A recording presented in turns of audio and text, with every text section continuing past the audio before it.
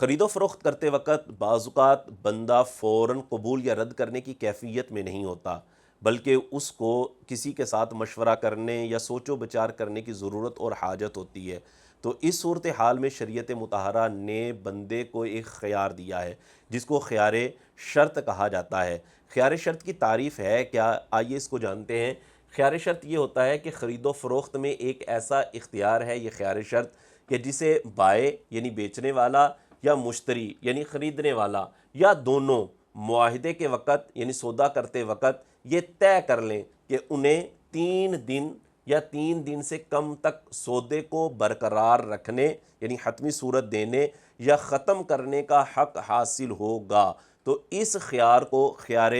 شرط کہا جاتا ہے۔ تو یہ زیادہ سے زیادہ جو ہے وہ 3 دن تک خیار رکھا جا سکتا ہے، 3 دن سے زیادہ دنوں تک خیار رکھنا یہ درست نہیں ہوگا۔ اور یہ جو سودا ہوتا ہے کہ جس میں خیار شرط رکھا جاتا ہے، چاہے یہ بیچنے والا اپنے لیے رکھ لے، چاہے خریدنے والا اپنے لیے رکھ لے یا دونوں ہی رکھ لیں، تو جب خرید و فروخت کرتے وقت اس طرح کا خیار رکھا جائے گا، خیار شرط رکھا جائے گا، تو یہ سودا حتمی نہیں ہوتا، بلکہ 3 دن میں اگر اس کو کوئی ختم کرنا چاہے، فسخ کرنا چاہے تو کر سکتا ہے۔ لیکن جیسے ہی یہ مدت گزر جائے گی، یعنی 3 دن مکمل ہو جائیں گے، تو خود بخود ہی بیع نافذ ہو جائے گی، بیع حتمی صورت اختیار کر جائے گی۔ 3 دن سے پہلے پہلے ختم کر سکتے تھے، مدت ختم ہوئی ہے تو فوراً بیع نافذ ہو جائے گی۔ اور جس کے لیے خیار تھا، اگر وہ 3 دن کے بعد آ کر کہتا ہے جی میں نے تو بیع کو ختم کر دیا تھا، تو پھر اس کی بات نہیں مانی جائے گی، کیونکہ اگر وہ بیع کو ختم کرنا چاہتا تھا اور اپنا اختیار استعمال کرنا چاہتا تھا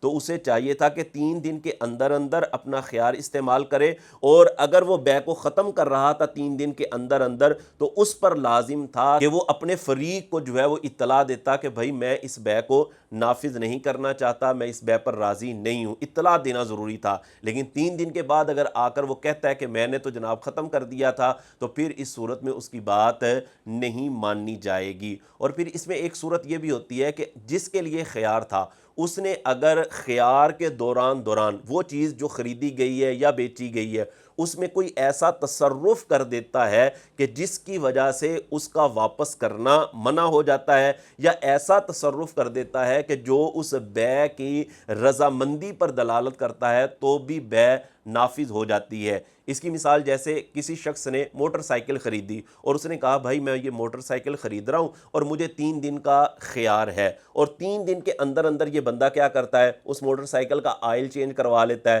یا اس میں کوئی اور تصرف کر لیتا ہے، یا اس کی رجسٹریشن کروا لیتا ہے، تو اس صورت میں اس کی رضامندی مانی جائے گی، تبھی تو اس نے یہ کام کیا ہے۔ یا وہ ایسا تصرف کر دیتا ہے کہ جس کی وجہ سے واپسی ہی متعذر ہو جاتی ہے، جیسے اس نے موٹر سائیکل خریدی تھی اور موٹر سائیکل خریدی تھی خیار شرط پر، کہا کہ مجھے 3 دن تک خیار ہے، پھر کیا کرتا ہے، اس موٹر سائیکل کو آگے بیچ دیتا ہے یا اس موٹر سائیکل کو کسی کو تحفہ دے دیتا ہے، تو اس صورت میں بھی فوراً ہی بیع نافذ ہو جائے گی اور اس کی رضامندی مانی جائے گی۔ بہرحال یہ خیار شرط جو ہے جو آپ کے سامنے بیان کیا ہے، اس طرح یہ خیار شرط رکھنا احادیث کریمہ سے ثابت ہے، جیسا کہ صحیح بخاری حدیث نمبر 2111 میں، اسی طرح جامع ترمذی حدیث نمبر 1251 میں، اور بھی بہت ساری کتب احادیث کے اندر اس چیز کو بیان کیا گیا ہے کہ بائع یعنی بیچنے والا یا خریدنے والا یا دونوں ہی اگر اس طرح کا خیال رکھنا چاہیں